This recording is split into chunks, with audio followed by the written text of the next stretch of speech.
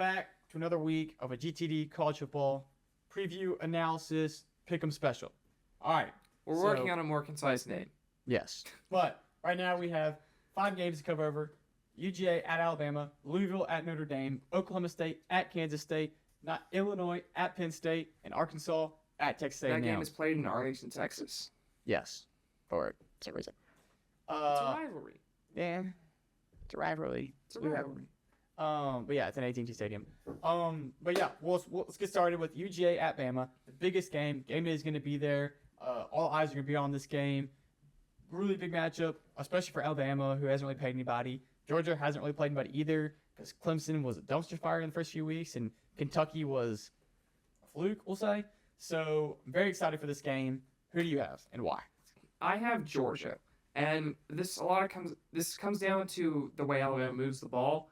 Jalen Milroe is great on the run, and he's great throwing deep. However, he doesn't throw over the middle at all, and he doesn't like to throw short too much. He's really deep ball or nothing kind of guy, and that's not going to work versus a team of Malachi Starks in the back end. It's just not. He's too good of a safety over the top. He's too fast. He can get to everything back there. It's not your typical safety. He's an absolute freak athlete, and if you're able to slow down the Alabama downfield passing attack, I'm worried about what you're going to be able to do to move the ball at all, because a one-dimensional offense is not able to move the ball versus Georgia. We saw it with Clemson. And I know that Alabama probably has a better rushing attack than Clemson at this point in the season, but still, Jam Miller's great. I just don't think that you're going to be able to move the ball, running the ball up the middle of Georgia if that's the only thing you can do. And if you take away the deep pass from Jalen Milroe, I'm not super confident he can find other ways to move the ball.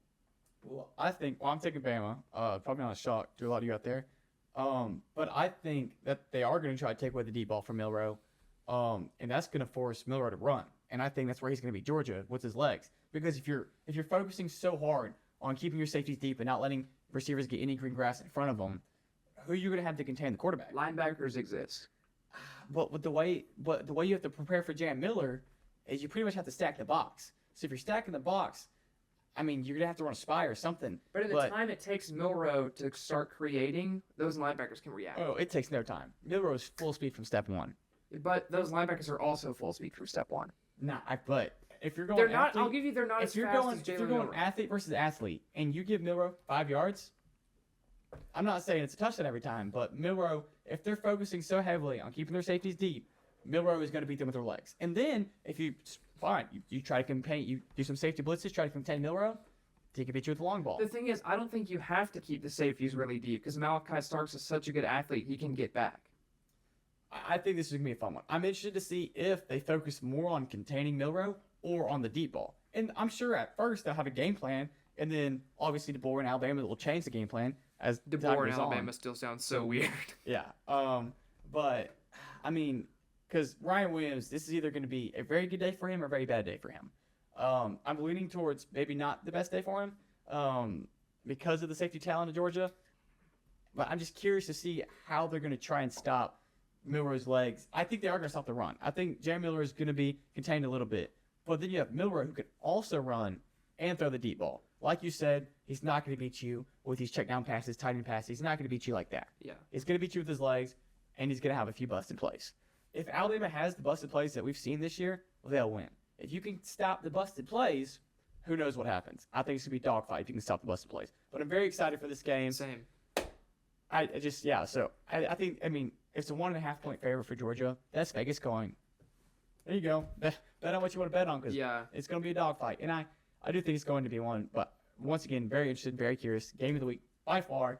Oh, I'm getting excited talking about it. But we'll move on to Louisville at Notre Dame, which I think I said weeks ago that this is a game I think it was after Texas A&M when they beat Texas A&M. I circled this game and said Notre Dame's probably going to lose to Louisville. Here we are, and we're going Notre Dame. Psych. I'm going Louisville. I said it week 1. I'm saying it now. They're going to lose to Louisville. They have no passing game whatsoever. I'm sorry. You went and got Riley Leonard. He's got 1 touchdown the entire year. This feels like a 1st to 6 points wins type game up in South Bend, and I don't think Louisville's going to be able to move the ball that well either at all. I don't love Tyler Shuck that much, but I think they do enough. I think Louisville wins this game. Yeah, I mean, this is a game of my offense is bad versus your offense is also bad. So the old stoppable force versus movable object.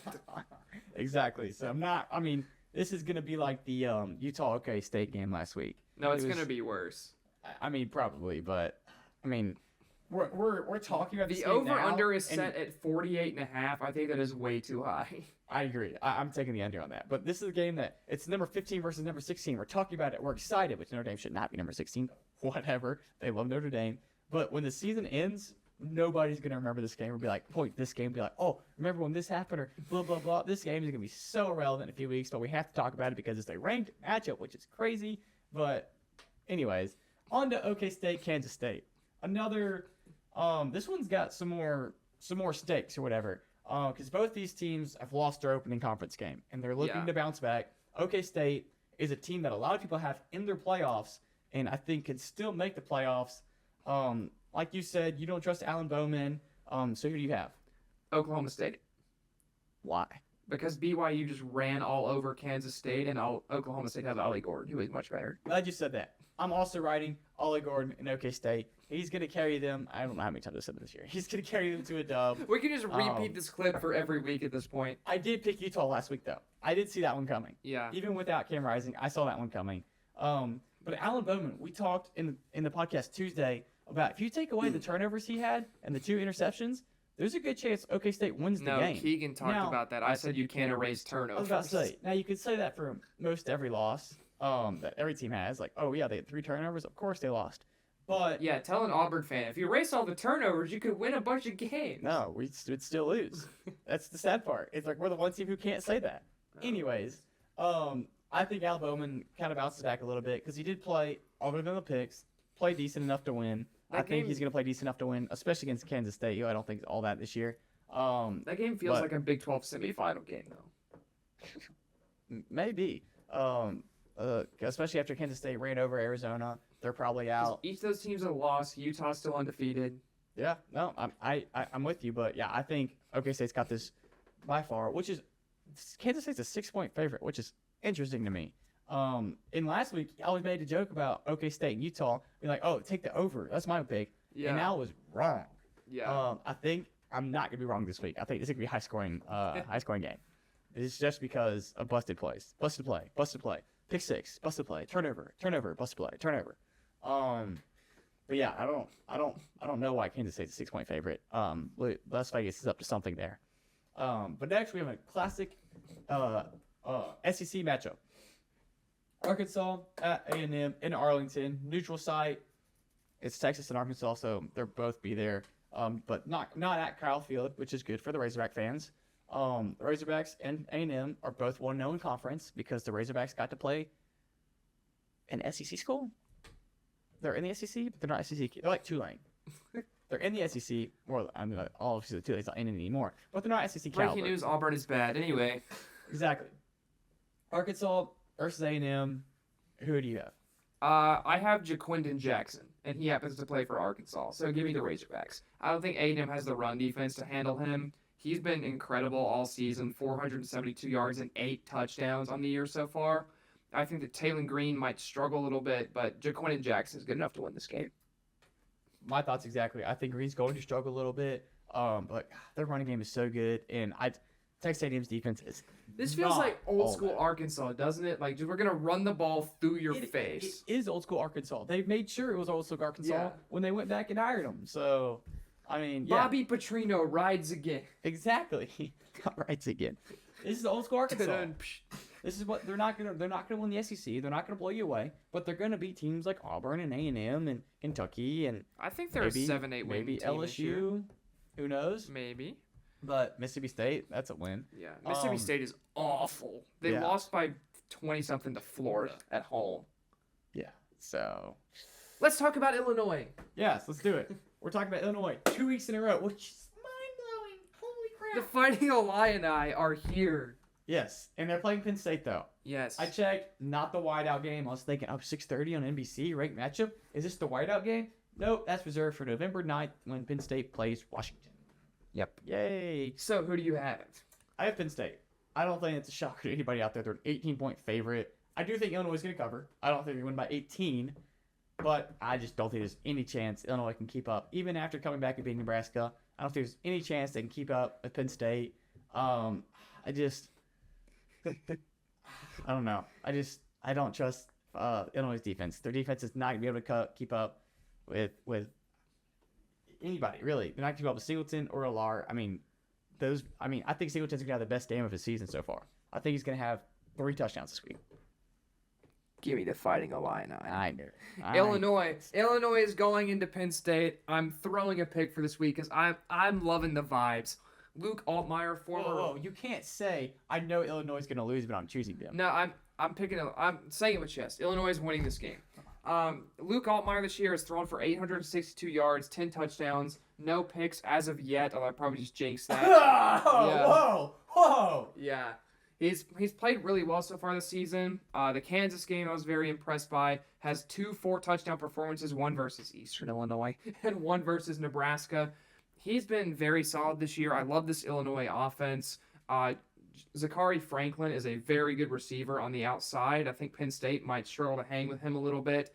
And we know how I feel about Penn State. I've ranted about Penn State before on this podcast. Oh, I don't like them either. And I don't like Penn State either. I think that this is a good enough Illinois team to shock Penn State. We've seen Penn State have trouble with Illinois before. Remember the 9 overtime game? I will say, what Illinois has going for them is Altmaier has been in the doghouse. He was down against Nebraska, a better team than anybody Penn State's played. And they came back and won in overtime. So Altmaier's been there, seen it. They have the history this year. Penn State hasn't played anybody except for Wazoo. But it was Wazoo anybody? Well, also Penn State struggled at home versus Bowling Green. Yeah, but everyone has that game. So, I mean... To be fair, A&M literally did the same thing. But exactly. I like this Illinois team a lot. I think they're very solid. I think they have more than just a chance. I will say I would like to see them get the run game going a little bit more. It's struggled so far from this year. I think if they can manage to get at least some semblance of a rushing attack, they win this game. Yeah, I don't know. The more I talk about it and the more I'm analyzing both these teams. They have great pressure as well, too. I just think it comes down to Illinois' defense. I don't think their defense is good enough to stop Penn State. I think their offense may be on par or better than Penn State. The Illinois defense has 9 sacks already this year. Yeah, they have 9 sacks. I don't think they can. I don't know. Xavier Scott has 3 interceptions on his own. Miles Scott and Torrey Cox have 2. They've picked the ball off 7 times. They've sacked the opposing quarterback 9 times. This defense flies around. Yeah. I like this team. I like this team a lot. I don't know. This will be fun to talk about next Tuesday when we break down all the stuff that goes down. Yeah, if you haven't checked it out, go watch the episode on Tuesday where we talk about our full slate of sports: baseball, NASCAR, F1, NFL, and college football, and what happened the week prior in college football. But yeah, this will be fun to talk about next week. And speaking next week, that's when we'll see y'all.